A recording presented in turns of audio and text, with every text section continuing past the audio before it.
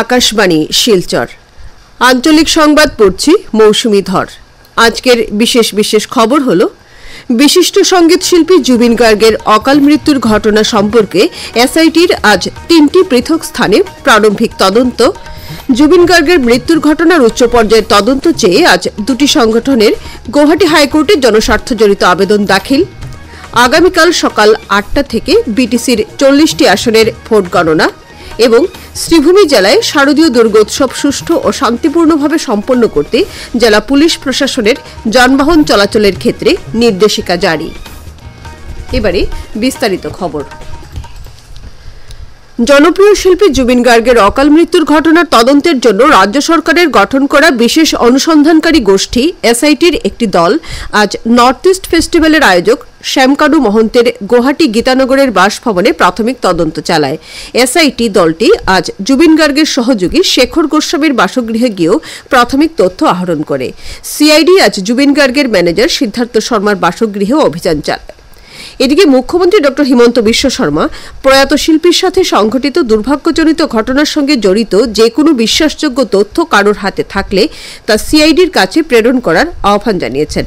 এই ধরনের তথ্য ডিআইজিপি cid@assampolice.gov.in এ মেইল যোগে প্রেরণ করা যাবে। বিশিষ্ট সঙ্গীত শিল্পী জুবিন গার্গের মৃত্যুর ঘটনার উচ্চ পর্যায়ের তদন্ত চেয়ে আজ আসাম পাবলিক ওয়ার্কস ও আসাম জাতীয়তাবাদী যুব ছাত্র পরিষদ নামের সংগঠন দুটি গৌহাটি হাইকোর্টে এক জনস্বার্থ জড়িত আবেদন দাখিল করেছে। আসাম পাবলিক ওয়ার্কসের সভাপতি অভিজিৎ শর্মা ও আসাম জাতীয়তাবাদী যুব ছাত্র পরিষদের প্রাক্তন উপসভাপতি পলাশ রঞ্জন বড়ুয়া আবেদন দাখিল করেন। এই আবেদনের শুনানি 10ই নভেম্বর গ্রহণ করা হবে বলে প্রবীণ আইনজীবী কমল নয়ন চৌধুরী জানিয়েছেন। উল্লেখ্য এই ঘটনার তদন্ত চেয়ে হাইকোর্টে এ পর্যন্ত 3টি আবেদন দাখিল হয়েছে। এছাড়া এই ঘটনার তদন্ত চেয়ে একজন আইনজীবীর দাখিল করা অন্য আরেকটি জনস্বার্থ জড়িত আবেদন গৌহাটি হাইকোর্ট গতকাল গ্রহণ করেছিল। আগামী 8ই নভেম্বর এই আবেদনটি শুনানির জন্য তালিকাভুক্ত করতে হাইকোর্ট নির্দেশ দিয়েছে। অবশ্য কোনো ব্যক্তিগত স্বার্থে যদি এই আবেদন দাখিল করা হয়ে থাকে তাহলে আবেদনকারীর বিরুদ্ধে ব্যবস্থা গ্রহণ করা হবে বলে আদালত সতর্ক করে দিয়েছে। বিটিসি পরিষদীয় নির্বাচনের ভোট গণনা আগামীকাল সকাল 8টা থেকে শুরু হবে। 40টি পরিষদীয় আসনের জন্য অনুষ্ঠেয় এই ভোট গণনা প্রক্রিয়া শান্তিপূর্ণভাবে সম্পন্ন করার জন্য বিটিআরের জেলাগুলোর প্রশাসন প্রস্তুত হয়ে উঠেছে।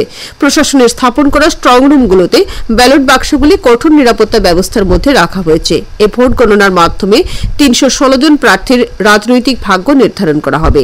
উল্লেখ্য গত 22 সেপ্টেম্বর বিটিসি পরিষদীয় নির্বাচনের ভোট গ্রহণে 78.42% লোক ভোটদান করেছিলেন।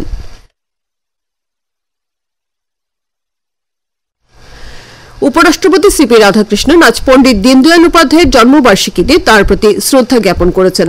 সামাজিক মাধ্যমে এক বার্তায় উপরাষ্ট্রপতি বলেছেন যে পণ্ডিত দীনদয়াল উপাধ্যায় অতি সাধারণ জীবনযাপন করতেন এবং মৃত্যুর সময়ে তার হাতে শুধু 5 টাকা ছিল। পণ্ডিতজি সংস্কৃত সমৃদ্ধ তথা মানবতায় পূর্ণ এক ভারতের স্বপ্ন দেখেছিলেন।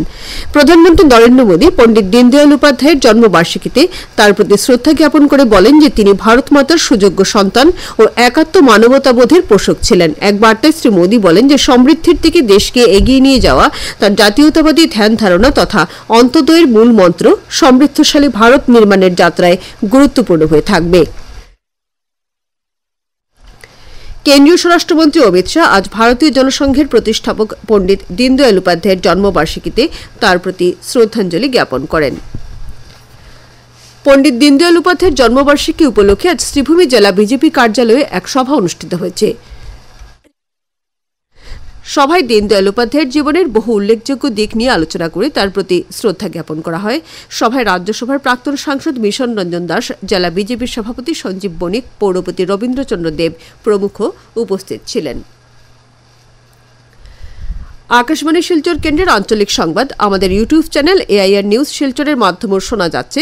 এছাড়া আমাদের Facebook page all India radio news Silchar এবং এক্স হ্যান্ডেল @AIRnews_শিলচরের মাধ্যমেও এই সংবাদ শোনা যাবে। খবর প্রচারিত হচ্ছে আকাশবাণী শিলচর কেন্দ্র থেকে।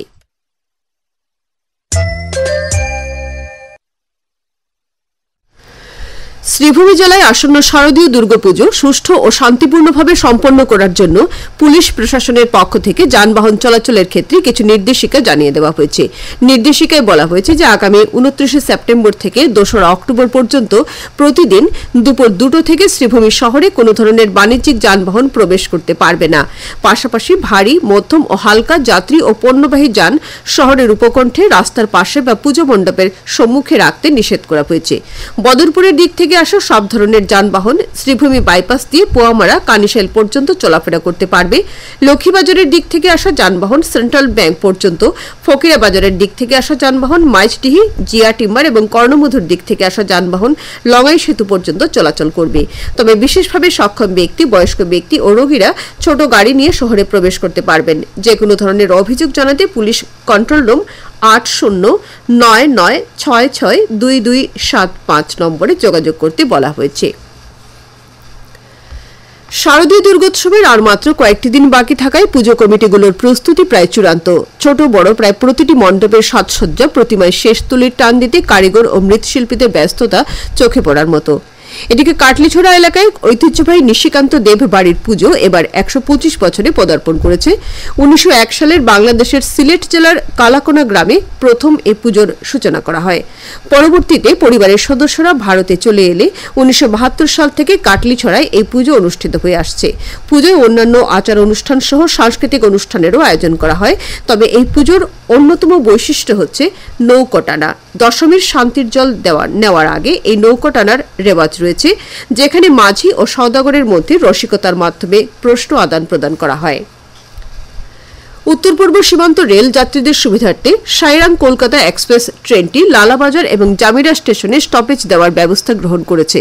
আজ লালাবাজার স্টেশনে লামডিং থেকে আগত রেলের ডেপুটি কমার্শিয়াল ম্যানেজার সবুজ পতাকা নেড়ে ট্রেনটি রওনা করেন। এই উপলক্ষে রেল বিভাগের ব্যবস্থাপনায় এক অনুষ্ঠানের আয়োজন করা হয়। এতে রেলের কর্মকর্তা ছাড়াও হাইলাকান্দির বিধায়ক জাকির হোসেন, রেলযাত্রী অধিকার সুরক্ষা সমিতির সভাপতি এবং আলগাপুর স্টেশন ডিমান্ড কমিটির মুখ্য আহ্বায়ক আব্দুল রহিম লস্কর প্রমুখ উপস্থিত ছিলেন। অনুষ্ঠানে আলগাপুর স্টেশনে রাজধানী এক্সপ্রেস ছাড়া অন্যান্য দূরপাল্লার ট্রেনের স্টপেজ দেওয়া, শিলচর ভৈরবী রুটে একজোড়া যাত্রীবাহী ট্রেন চালানো ইত্যাদি বিভিন্ন দাবি সম্মিলিত 2টি স্মারকপত্র কমার্শিয়াল ম্যানেজারের হাতে তুলে দেওয়া হয়।